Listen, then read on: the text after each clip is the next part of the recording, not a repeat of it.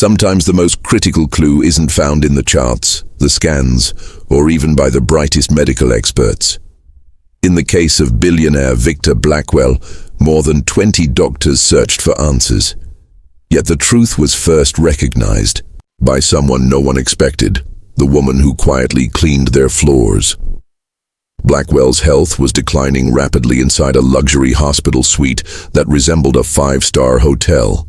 The nation's leading specialists surrounded him, studying his symptoms, while machines monitored every beat and breath. Still, nothing explained why his body was failing.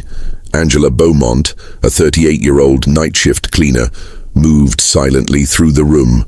To the doctors, she was invisible, but behind her uniform was a sharp mind with a background in chemistry, a passion she never abandoned even after leaving her studies years earlier to care for her family. As she worked, Angela noticed small details others overlooked. His yellowed fingernails, unusual hair loss, and the faint discoloration along his gums stirred her memory of toxicology lessons from long ago. She inhaled the air of the room, sterile antiseptic, cologne, and something metallic. The pieces began to form a clear pattern. Nearby, the lead physician, Dr. Thaddeus Reynolds, addressed his team. He spoke with calm authority, suggesting complex, new theories as conventional approaches failed. Angela, head down, listened closely, connecting the puzzle pieces herself. Her attention shifted when a visitor arrived, Jefferson Burke, a former rival of Blackwell's who now posed as a supportive friend. He carried with him a small jar of imported hand cream, placing it on the bedside table with deliberate care. To Angela, the detail was impossible to ignore. She had already noticed the product appearing again and again, always positioned where it would be used. Later, when alarms rang out and doctors rushed in to stabilize Blackwell during another crisis, Angela saw the signs grow stronger. She remembered her textbooks. Thallium poisoning, rare, often overlooked, and capable of mimicking multiple conditions at once. It was the invisible culprit of toxicology, difficult to detect unless specifically tested for. Angela tried to share her concern with a nurse she trusted but was dismissed. She left a discreet note for the doctors, urging them to consider thallium as the cause. Her warning was brushed off with laughter during a morning briefing. To them, she was only part of the cleaning staff, not a credible source. Still, Angela persisted. With quiet determination, she studied patterns in Blackwell's symptoms, watched Burke's repeated visits, and strengthened her hypothesis. Even when ignored, she knew she was seeing what others refused to see.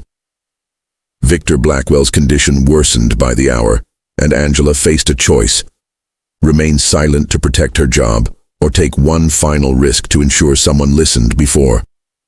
It was too late. Angela's warning had already drawn suspicion. When she tried once more to raise her concern with a junior physician, she was met with polite dismissal. Minutes later, the head of hospital security stopped her in the corridor, with a firm reminder: stay within your role or face consequences. For most, that would have been the end. For Angela, it became the turning point. That night, in the quiet of the employee break room, she weighed her choices. If she remained silent, Victor Blackwell might not survive. If she acted, her job and the income her family depended on could disappear. But to Angela, a life outweighed the risk. She decided she had to find proof strong enough to be undeniable. The next day, she watched as Jefferson Burke arrived again with his customary gift, the same imported hand cream. She observed carefully, noting how it was once more encouraged for Blackwell's use. Later, during a changeover in nursing staff, Angela moved quickly and collected a small sample of the cream, slipping it discreetly into a container. That evening at home, after her children were asleep, she laid out her notes on the kitchen table. Old textbooks, symptom lists, and research articles formed a clear picture. a classic case of thallium poisoning. Rare, often overlooked but unmistakable once recognized. She stared at her uniform hanging by the door, a symbol of the invisibility she carried every shift. Tomorrow, she resolved, she would no longer be unseen. Armed with basic supplies, Angela improvised a simple test in a hospital maintenance closet. It wasn't sophisticated, but the science was solid. The result confirmed what she already believed. The cream contained traces of thallium. She photographed her findings, compiled visitor logs, and matched the symptom timeline. By the afternoon, Blackwell's condition had worsened, and the medical team gathered for an urgent conference in his suite. Angela chose that moment to act. She stepped into the room carrying her evidence. Doctors turned, surprised and disapproving. Dr. Reynolds began to dismiss her immediately, but Angela spoke clearly. Mr. Blackwell is suffering from thallium poisoning, and I can prove it. At first, her words were met with skepticism, but she remained composed, laying out the progression of symptoms, neuropathy, hair loss, abdominal pain, and connecting them to the repeated use of the imported hand cream. She explained her field test, the chemistry involved, and how gradual exposure could evade standard hospital screenings. Silence followed. Then, slowly, heads began to nod. One younger physician admitted the explanation aligned perfectly with the confusing pattern. Another noted the consistency with toxicology case studies. Even Dr. Reynolds, reluctant at first, examined the evidence more closely. Angela's conclusion was simple, steady, and impossible to ignore. It is thallium poisoning. The signs were there all along, once you knew where to look. Angela's quiet explanation, linking her chemistry background to Professor Harrison's toxicology course, shifted the atmosphere in the room. Several specialists recognized the name immediately. Johns Hopkins had produced many of them, and Harrison was a figure they all respected. Dr. Park leaned forward. You were his student? For one semester, Angela admitted, her voice steady but touched with a trace of regret. Before I had to withdraw, her improvised testing kit lay on the table, unorthodox but accurate. Even Dr. Reynolds, reluctant as he was, couldn't deny the pattern she revealed. Angela spoke clearly, outlining how repeated small exposures through the hand cream created a steady accumulation of thallium in Victor Blackwell's body. She presented her timeline, showing how the billionaire's symptoms escalated with every one of Jefferson Burke's visits. The specialists began to press her with technical questions. Angela answered each with precision, her knowledge evident. Slowly, the perception of her shifted. She was no longer invisible housekeeping staff. She was an informed voice at the table. Dr. Park reviewed Blackwell's latest lab work. Angela concluded firmly, if you test specifically for thallium, particularly through hair samples from the past 3 months, you'll see the poisoning timeline. The room fell quiet. Then Dr. Park broke the silence.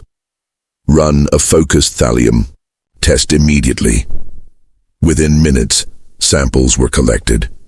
Reynolds stood still, conflicted. Finally, he admitted, if she's right, we may have worsened his condition with the wrong treatments. Chelation for mercury doesn't work against thallium. Angela responded calmly. He needs Prussian blue therapy now. It's the standard antidote. The confirmation came quickly. Toxicology reported significant thallium levels. The medical team moved fast, adjusting treatment protocols, while security notified authorities about Burke. 3 hours later, for the first time in weeks, Blackwell's vitals stabilized. Angela stood quietly, watching the turnaround. Reynolds approached, his usual confidence subdued. Your intervention was correct, he admitted. How did you see what 20 specialists missed? Angela replied softly, I'm used to being unnoticed. I observe what others overlook. Before he could respond, Blackwell regained consciousness. His weak voice asked what had happened. Reynolds, faced with a choice, told the truth. "You were being poisoned. We missed it. She, Angela Beaumont, found it." Blackwell turned to her. "Thank you," he whispered. The room acknowledged her with a wave of applause. The invisible barrier between staff and support shattered in that moment. FBI agents soon arrived. They questioned Angela with professional respect, noting her observations had not only saved a life, but also uncovered a criminal act. Burke was taken into custody, and early reports pointed to corporate sabotage. In the Yainav hospital corridors, Angela began to notice changes. Nurses greeted her with recognition. Doctors who had once looked past her now nodded respectfully. Even Dr. Reynolds, uneasy but sincere, apologized for dismissing her earlier. "We all have different perspectives," Angela told him. "Sometimes the answer depends on the angle from which you see it." The story spread quickly through the hospital. The housekeeper who solved what specialists could not. Angela continued her work with the same quiet efficiency, but her invisibility was gone. People saw her now, not just her uniform, but her expertise. At DER home, her children asked about the sudden shift. Angela explained simply, "Sometimes being in a different position lets you see what others miss." Within days, hospital leadership called her into a meeting. The chief of medicine, Dr. Eleanor Matthews, spoke directly. "You placed this institution in a unique situation. Your actions cannot be overlooked. We are authorizing a commendation and bonus, and if you're open to it, we'd like to explore opportunities that better use your scientific background." Angela listened carefully. She knew this was recognition, but also a balancing act. Hierarchies did not shift easily. Yet for the first time in years, doors were opening that she had long thought permanently closed. Angela listened carefully as Dr. Matthews outlined the hospital's position. The recognition was real, but carefully framed, praise without an admission of deeper oversight. Angela responded evenly. "I've always valued learning, even when circumstances didn't. Allow me to continue formally." Dr. Matthews nodded, visibly relieved at her composure. Soon after, Angela learned that Victor Blackwell wanted to meet her once he was strong enough. Weeks later, she found herself walking into Blackwell Innovations, escorted through glass-lined halls that mirrored the man's recovery. Blackwell, thinner but alert, greeted her warmly. "Miss Beaumont, please, sit. I've wanted to thank you properly since the day I regained consciousness." Angela sat, conscious of how the balance had shifted. The man whose suite she once cleaned now offered her a seat across from his desk. "I'm glad to see you recovering," she said simply. "Recovering understates it," Blackwell replied. "I'm alive because you saw what others missed." He revealed that he had learned about her interrupted education, her early promise in chemistry, and the hardships that had forced her to leave her studies. "Intelligence shouldn't go to waste," he said. He then slid a folder across the desk. Inside, papers confirming a full scholarship, childcare support, and guaranteed placement in Johns Hopkins toxicology department once she completed her degree. "This isn't charity," he clarified. "It's an investment in talent." Angela traced the edge of the documents, her hands trembling at possibilities she thought had long vanished. That night, she told her children about the opportunity. Their pride lit the room. "So, you really saved a billionaire?" her son asked. Angela smiled softly. "I used knowledge I never stopped building, and now it's opening a new chapter for us." 2 weeks later, Angela stepped onto the Johns Hopkins campus as both student and intern. She no longer entered through service corridors. This time she walked through the main doors, ID badge in hand. Some colleagues still carried traces of old hierarchies, but her growing reputation in the toxicology lab left little room for doubt. Her unique way of connecting patterns others missed quickly set her apart. Her scholarship became the seed of a wider program, the Beaumont Scholarship, funded by Blackwell's Foundation to support others whose education had been disrupted. At the launch ceremony, Blackwell told reporters, "Angela saved my life because she preserved her knowledge, even without recognition. How many other brilliant minds are out there, unseen because they don't fit the expected mold?" Months later, Angela stood at a hospital conference, presenting her first talk to the very doctors who once overlooked her. "Observation doesn't require credentials," she told the audience. "Sometimes the most valuable insights come from those trained to go unnoticed." Her words carried weight, and this time, no one dismissed them. Her story rippled quietly through the hospital halls.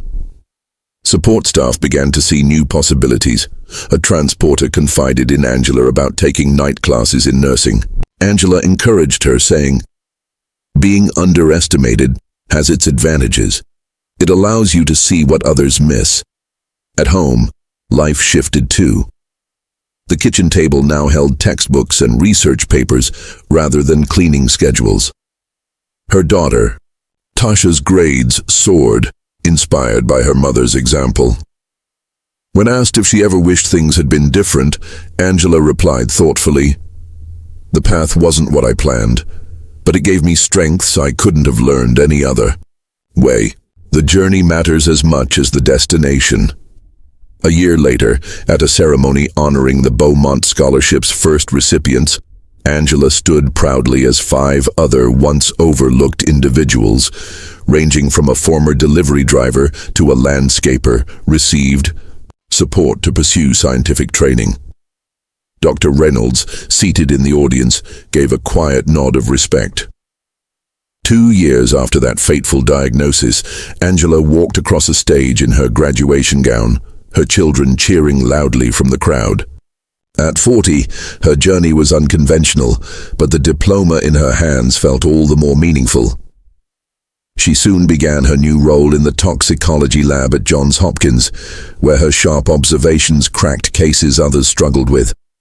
On her desk, she kept a framed photo of herself in her old cleaning uniform, not as a reminder of past struggles, but as proof of strength gained through invisibility. One afternoon, her phone rang. Another hospital was facing a complex poisoning case. Angela answered with quiet confidence, "This is Dr. Beaumont. How can I help you?"